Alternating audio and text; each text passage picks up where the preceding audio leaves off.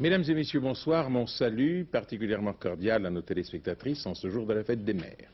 Nous avons préparé pour vous un reportage qui nous vient des États-Unis et que vous suivrez, mesdames, je pense, avec amusement dans le cours de cette édition. Autres informations, au Proche-Orient, l'atmosphère dans les rencontres Israël-Égypte est chaleureuse. À Rouen, M. Giscard d'Estaing a présidé les cérémonies Jeanne d'Arc. Au Conseil d'État, on a tiré au sort l'ordre de passage sur l'antenne des listes en présence pour les élections européennes.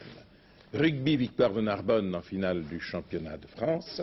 Cyclisme, Hinault a gagné le Dauphiné libéré. Tiercé 9-4-11, ce qui est un triomphe pour l'entraîneur Secli. Notre reportage à la fin du journal. Grand Prix de Monaco, victoire des Ferrari.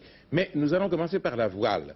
Les 39 bateaux qui participent à la Transat en double ont pris le départ de la course hier à Lorient, vous l'avez vu en direct, 6000 milles, c'est-à-dire plus de 10 000 kilomètres, tout cela pour virer une bouée aux Bermudes.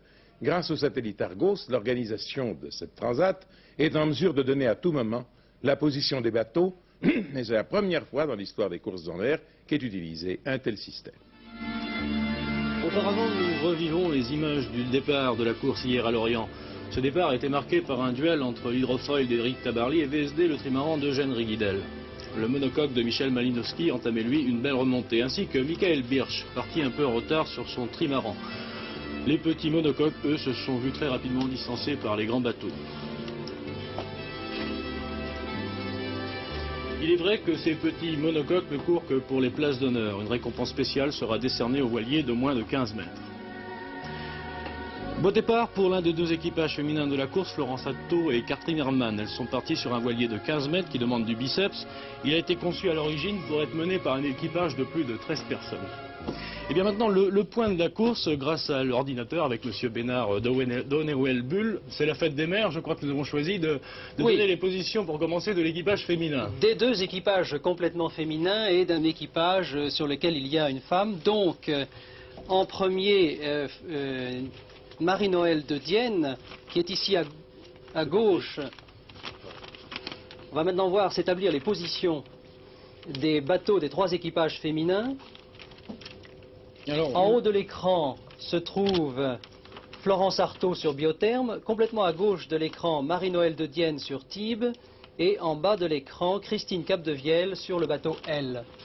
Alors maintenant, pour vous donner des précisions sur l'ensemble des équipages, on peut dire d'abord que tout va bien à bord des bateaux. Ensuite, la course se compose de trois groupes. Le groupe Nord, qui est emmené par Birch, De Kersozon et Fernand, qui est le plus grand monocoque engagé dans cette course, il fait 22 mètres. Au centre, nous avons un deuxième groupe avec Critère 5 et le bateau d'Éric Tabarly. Et au sud, tous les petits trimarans. Alors en tête, nous avons donc en tête de cette course, au classement premier Birch, deuxième De Kersozon, troisième Jean-Claude Parisis et quatrième VSD. Cela dit, ce n'est qu'un classement en termes de kilométrage. C'est exactement un classement technique et non pas un classement en navigation, puisque nous avons pris la distance exacte sur l'orthodromie entre le point actuel des concurrents et les Bermudes ou l'Orient. Alors que bien entendu, un concurrent qui peut prendre une route nord peut être à une distance plus grande, mais avoir des vents plus favorables par la suite. On sait que dans la voile, le point le plus court pour aller d'un endroit à un autre, ce n'est jamais la ligne droite. Exactement. Néanmoins, le système Argos et les ordinateurs ont permis de calculer la distance exacte. Alors nous voyons donc sur cette carte la position des trois bateaux féminins. Tout au long de la semaine, nous donnerons les positions des autres bateaux. Je crois que l'intérêt de ce système, c'est également l'aspect sécurité. Oui, car les concurrents ont la possibilité, en agissant d'une façon très simple sur leurs balises, de déclencher un signal de sécurité qui sera pris par le satellite dès qu'il passe au-dessus d'eux et sera renvoyé à terre dans les plus brefs délais. Eh bien, je vous remercie et à très bientôt pour les prochains classements. Certainement. Rouen célébrait aujourd'hui le 550e anniversaire de l'épopée de Jeanne d'Arc, notamment la célèbre campagne de la Loire avec la délivrance d'Orléans, qui marqua le tournant de la guerre de Cent Ans, et le sacre à Reims de Charles VII. Vendredi, cela fera 548 ans que Jeanne d'Arc a été brûlée vive à Rouen. C'est le président de la République, accompagné par plusieurs ministres et reçu par Jean Le Canuet, sénateur maire de Rouen, qui présidait les cérémonies aujourd'hui. Selon M. Le Canuet, Jeanne d'Arc n'avait jamais eu à Rouen l'hommage et le monument qu'elle méritait depuis sa mort le 30 mai 1431.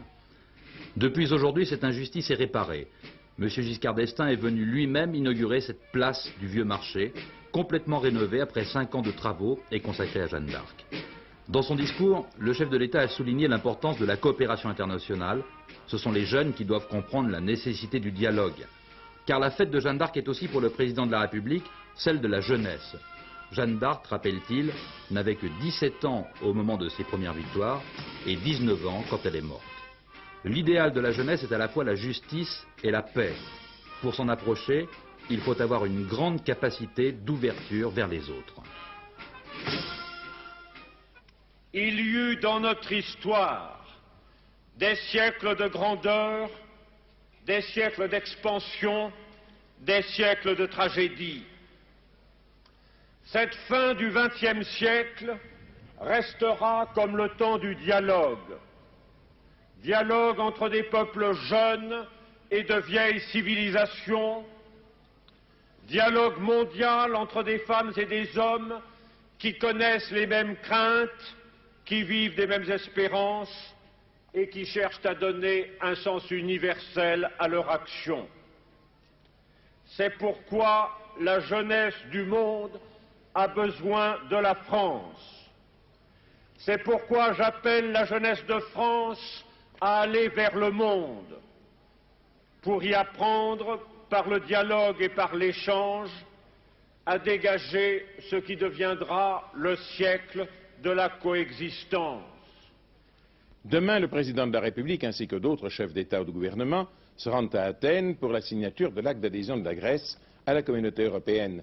Cette adhésion concrétisera les aspirations de la Grèce à renforcer son indépendance nationale, à stabiliser ses institutions démocratiques et à accélérer son développement économique et social en devenant le 10e membre de la CE. Notre édition de 20 h sera diffusée en grande partie d'Athènes en direct, présentée par Patrick Poivre d'Arvor. Je vous rappelle que la Grèce se trouve à l'extrémité sud-est de l'Europe méditerranéenne, c'est le berceau de la civilisation occidentale. Le pays compte environ 10 millions d'habitants. Toute une série de reportages vous ont fait connaître la Grèce et demain il y en aura d'autres. Vous verrez les aspects principaux de ce pays que d'ailleurs déjà beaucoup de Français connaissent pour y passer souvent leurs vacances. Élections européennes en France, le tirage au sort des temps de passage à la radio et à la télévision pour la campagne officielle a eu lieu ce matin. C'était au Conseil d'État. La liste Jacques Chirac commencera la série d'émissions le mardi 29 mai à 19h40 et c'est sans doute la liste de défense des consommateurs qui la terminera le 8 juin. Je dis sans doute car cette dernière liste doit encore être déclarée recevable par le Conseil d'État. À retenir que conformément à la loi, les grandes listes, c'est-à-dire celles qui sont représentées au Parlement, donc les listes Chirac, Marchais, Mitterrand et Veil, pour être bref, se partagent 2 heures d'émission. Elles auront donc 30 minutes chacune. Les petites listes se répartissent quant à elles 30 minutes d'antenne. Elles bénéficieront donc de 3 à 4 minutes chacune pour expliquer leur position. Notons aussi que l'ordre de passage des grandes listes n'a pas été fixé pour le dernier jour de la campagne. Le vendredi 8, le Conseil d'État estime en effet qu'il doit y avoir un nouveau tirage au sort, presque au dernier moment, afin de déterminer lequel des 4 grands va parler le dernier. Et nous venons d'apprendre que M. Servan-Schreiber a adressé une lettre aux leaders des 4 listes principales pour leur demander de lui céder 3 minutes d'antenne sur les 30 minutes qui leur sont attribuées. M. Michel Debré, au Club de la presse d'Europe numéro 1, a renouvelé ses réserves sur la politique économique suivie par le gouvernement. Il s'est également déclaré en désaccord avec le président de la République, lequel, dans son récent discours en Alsace, avait déclaré que si le traité de Rome devait un jour être modifié, il saisirait le peuple français par référendum. Pour M. Michel Debré, ces propos laissent entendre que M. Giscard d'Estaing ne refuse pas l'idée d'un transfert de souveraineté et, dans ce cas, dit M. Debré, la procédure du référendum ne me paraît pas utilisable. En Espagne, très vive émotion naturellement après l'attentat à la bombe commis hier soir dans un café du centre de Madrid et qui a fait, selon les toutes dernières informations, 8 morts et 40 blessés. Des mesures de sécurité exceptionnelles ont été mises en place dans la capitale. Et à Séville, le roi d'Espagne, Juan Carlos, a présidé la journée des forces armées. Nous allons voir maintenant tout ceci en images. 16h55 exactement, quand au sous-sol du Californien, en plein centre de Madrid, explose une bombe de forte puissance. C'est samedi après-midi. Dans le café, il y a du monde. On relèvera 40 blessés et 8 tués. Cet attentat se produit quelques heures après l'enterrement des officiers assassinés vendredi par l'ETA, et il se produit dans un café fréquenté par l'extrême droite. Attentat non revendiqué, mais il pourrait s'agir d'un acte des Grapos, groupe révolutionnaire d'extrême gauche. Pendant ce temps à Séville, le roi Juan Carlos assiste à la fête de l'armée. Des mesures de sécurité importantes ont été prises. Malgré le climat tendu après les attentats, l'armée ovationne son souverain et les vieux dignitaires franquistes se tiennent tranquilles. Un des leurs, le général Altares Peña, va passer en conseil de guerre pour avoir injurié le ministre de la Défense. À Madrid, après les attentats dont le bilan est de 17 morts en 48 heures, la journée a été calme, mais l'atmosphère reste tendue. Au Proche-Orient, une grande journée. Le président Sadat est arrivé à Beersheba, où se déroulent les négociations sur l'autonomie en Cisjordanie et à Gaza. Le président d'Israël, M. Navon, a accueilli M. Sadat en lui souhaitant en langue arabe la bienvenue dans la ville de notre ancêtre commun Abraham, a-t-il dit. De son côté, le Premier ministre, M. Begin, a promis la très prochaine libération de nombreuses personnes actuellement détenues dans les territoires occupés. Et à Tel Aviv, l'Égypte et Israël ont annoncé ensemble l'ouverture immédiate de la frontière entre les deux pays, alors qu'on pensait que cela prendrait encore pas mal de temps. L'atmosphère semble donc être à l'optimisme, comme elle l'est à El Arish, au deuxième jour du retour de la ville à la souveraineté égyptienne. Du Caire, notre envoyé spécial permanent, Pierre Serra. Arrivé ce matin à El Arish, restitué avant-hier à l'Égypte, Menahem Begin s'est immédiatement rendu avec Moshe Dayan et Ezer Weizmann auprès d'Anwar el-Sadat. Après 15 minutes d'entretien, les deux hommes, contrairement à ce que l'on annonçait au Caire jusqu'à hier, avaient déjà décidé l'ouverture immédiate des frontières entre les deux pays, et donc que les Israéliens pourront visiter l'Égypte et les Égyptiens Israël. Le processus s'accélère donc, comme l'avait annoncé Sadat en déclarant le 1er mai, si Begin fait un geste, moi j'en ferai deux. C'est presque le cas aujourd'hui, puisque les décisions prises à El Arish sont très importantes. Ouverture des frontières, donc immédiate, libération de prisonniers arabes en Israël dans la mesure où ils ne menacent pas la sécurité du pays, invitation par Sadat de Begin à Alexandrie au début de juillet, et enfin le 6 juin, deuxième séance des négociations sur la Cisjordanie et Gaza. En fait, il s'agit de gagner du temps, et de gagner de vitesse les tenants du refus et de rendre le plus vite possible la paix irréversible. Sadat et Begin, après avoir rendu hommage aux délégations israéliennes et égyptiennes de grands blessés des guerres israélo-égyptiennes, sont ensuite partis pour Beersheba, où Anwar el-Sadat a eu l'occasion de rencontrer le président Isaac Davon pour la première fois. Chacun des deux hommes a réaffirmé son intention de coopération et d'amitié et sa volonté de construire rapidement et solidement la paix. Pierre Serra, Antenne 2, Le Caire.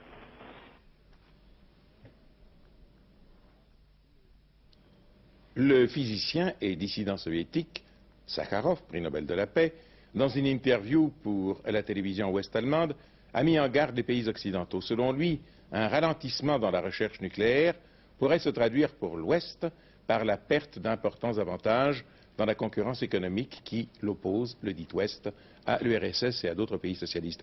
Pour le professeur Sakharov, la gravité de l'accident dans la centrale américaine de Harrisburg le mois dernier a été nettement exagérée. Demain soir à 21h30, vous verrez sur cette antenne, question de temps, l'émission de Jean-Pierre Elkabbach et Louis Berriot. Elle comprend un reportage sur le Vietnam intitulé « La paix introuvable ». L'équipe d'Antenne 2, Paul Naon, Jean Rey et Gérard Borins, pendant un mois a sillonné tout le Vietnam. Mais elle s'est également rendue au Cambodge et notamment dans un camp de réfugiés à 7 km de Phnom Penh. La capitale toujours désespérément vide, 6 mois après l'entrée des troupes vietnamiennes au Cambodge et le départ avec mer Rouge. Phnom Penh, où il n'y a ni eau, ni gaz, ni électricité, où il faut tout reconstruire. Paul Nahan a rencontré une femme qui attend depuis des mois la possibilité de retrouver sa maison et qui nous raconte maintenant la tragédie qu'elle et sa famille ont vécue au cours des 4 dernières années.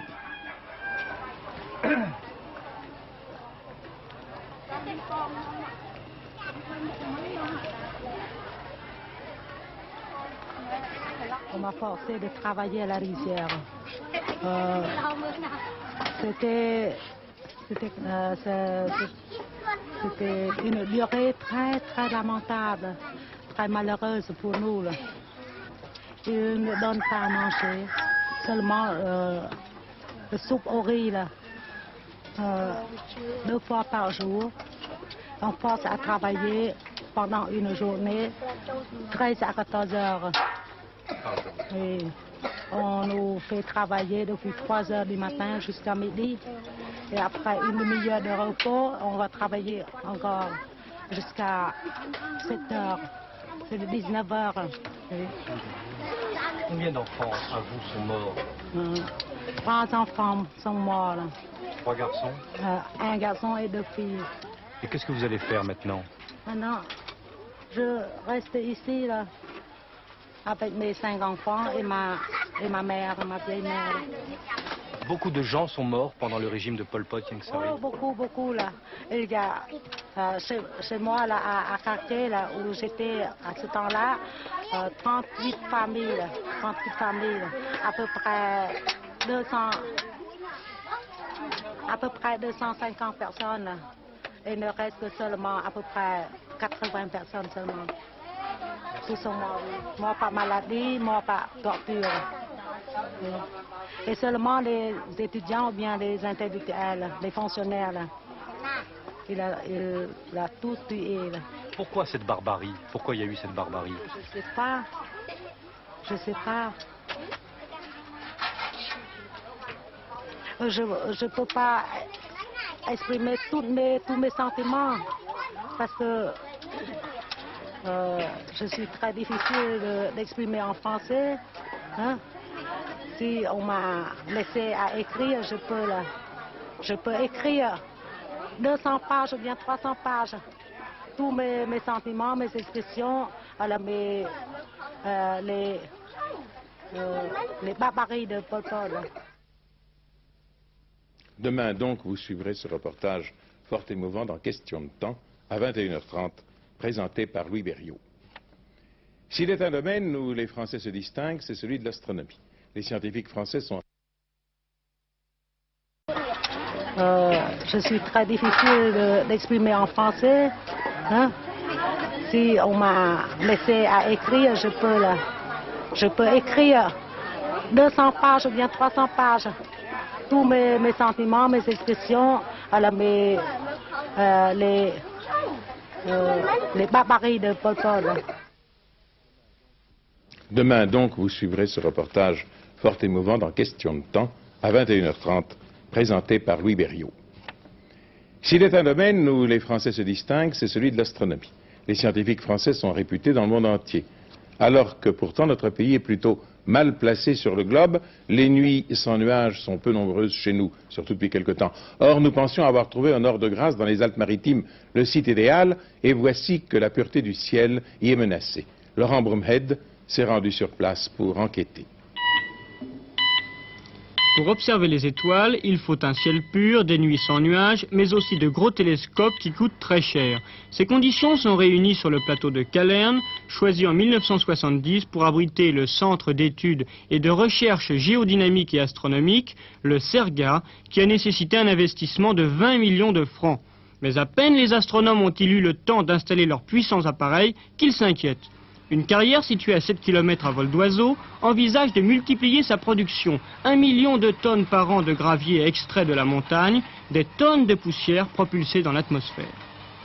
Cette carrière est située exactement sous le vent dominant lorsque le temps est très beau ici, ce qui fait que pendant la journée, les poussières extraites par la carrière vont traverser le plateau où on se trouve, et la nuit, au moment où la température change, l'air froid redescend de la montagne et se stabilise juste au-dessus du plateau, c'est-à-dire juste entre le télescope et les étoiles.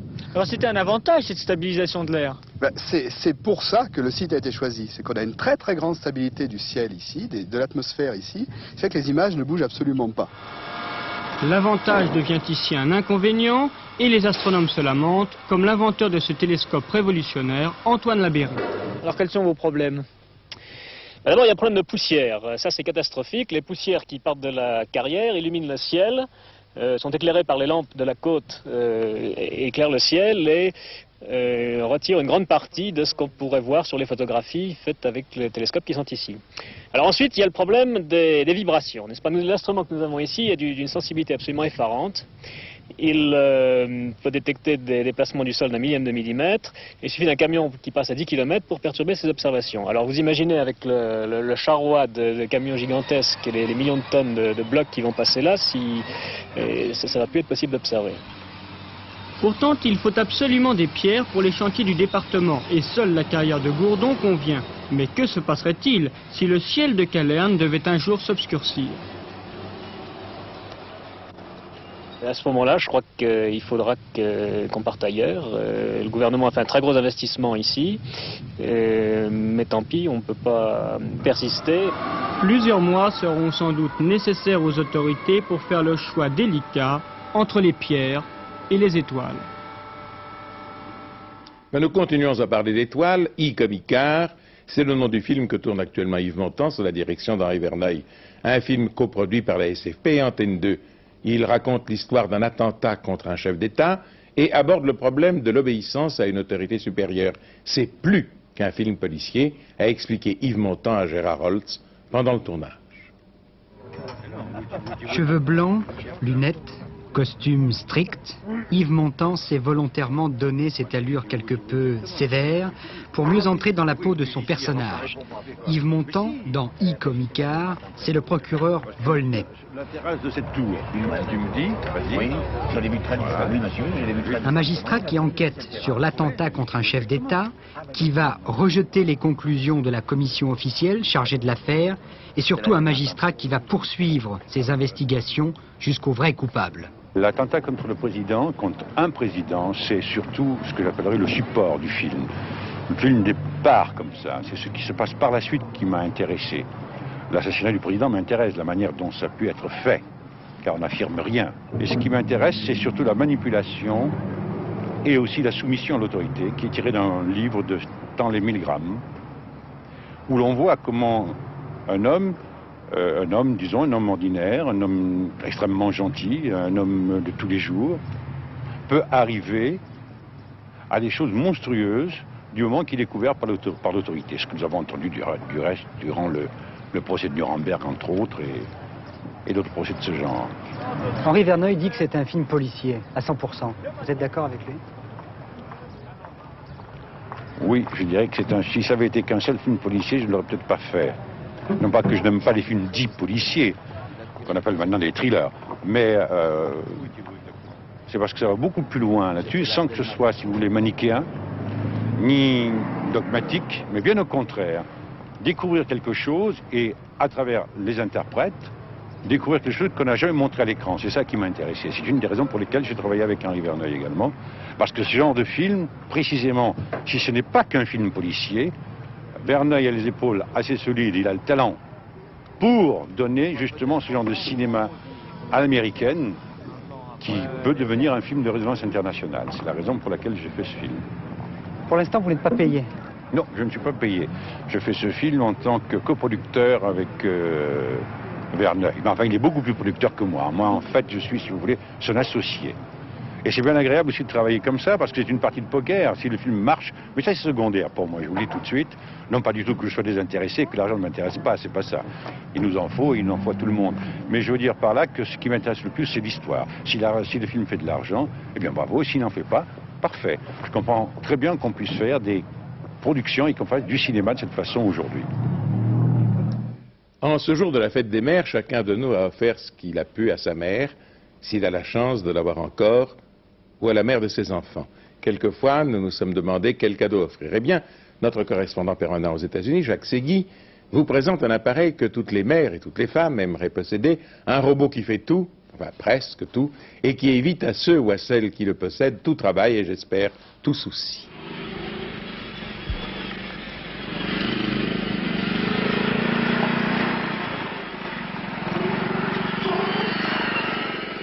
R2D2, le héros du film La Guerre des Étoiles, avait décidé ce jour-là de faire une petite promenade en forêt dans la banlieue de Chicago.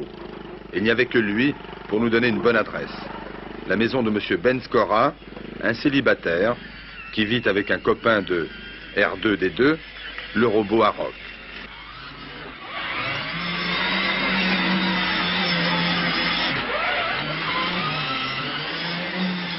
Bienvenue, messieurs, dans la maison de Arok, le robot. Monsieur Scora passe sa vie dans son fauteuil. Voilà, j'ouvre mon bar. Et puis maintenant, je le ferme.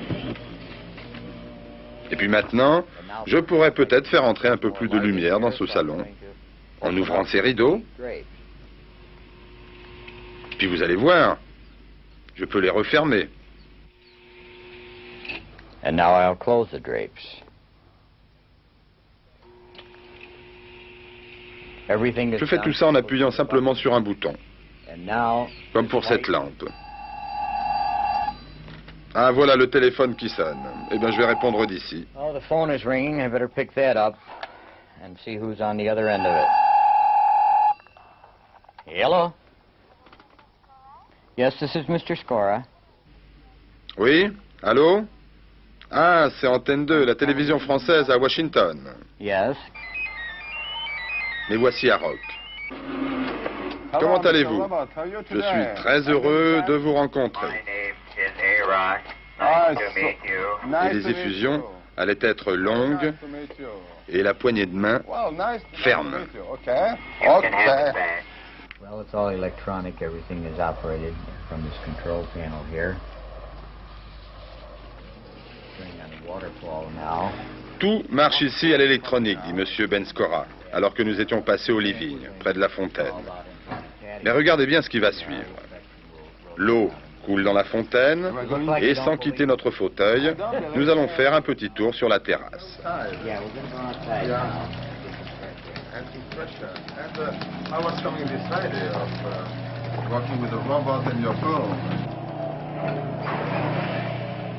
C'est à cet instant que M. Scora m'a dit qu'il était très attaché à Arok.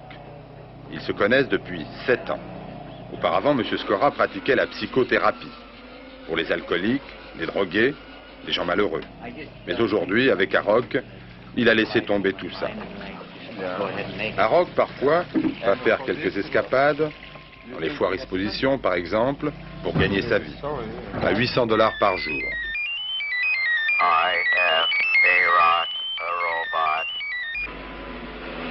Arok, comme les anges, n'a pas de sexe. Et c'est sans doute pourquoi c'est lui qui passe l'aspirateur. Mais, je vous l'ai dit, Arok et M. Scora s'entendent très bien. Le robot ne fait pas tout le travail rebutant. Il y a l'électronique.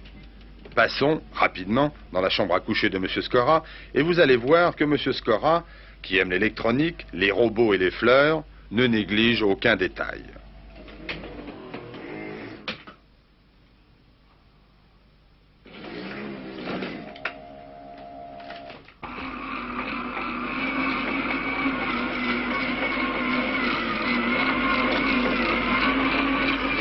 Le goût pourtant très sûr de M. Scora agace parfois Arok.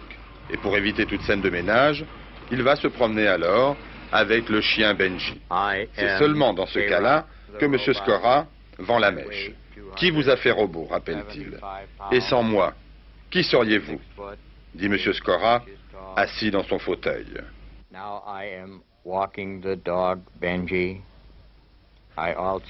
Mais il arrive qu'Arok, parfois, se fâche. Le jour de notre visite, par exemple, il voulait rejoindre son copain R2D2, que nous avons croisé au début de cette histoire. Mais R2D2 avait disparu.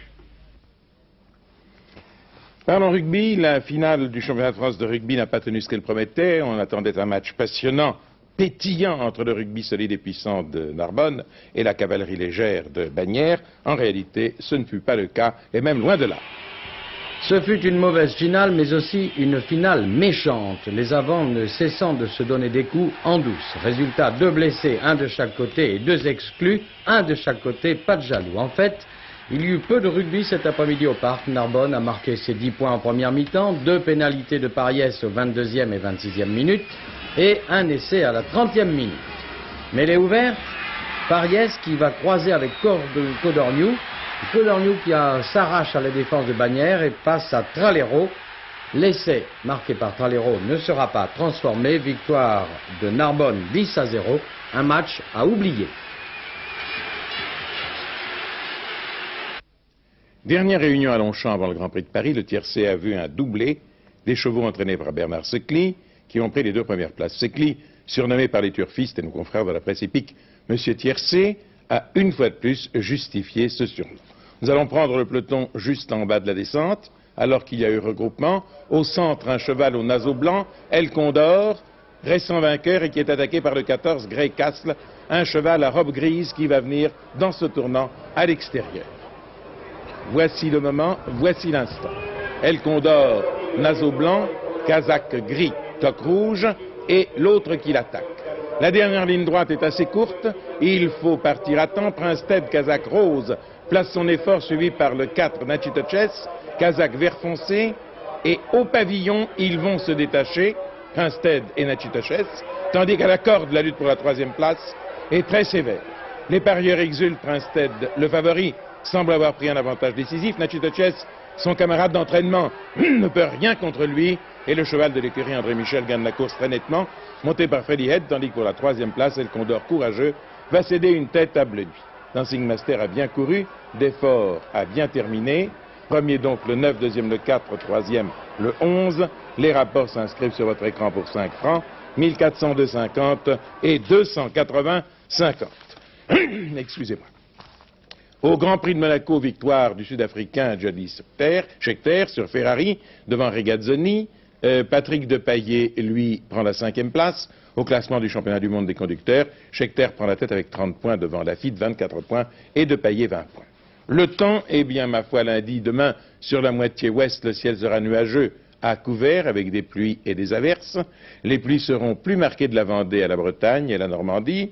Les vents d'ouest souffleront par rafales.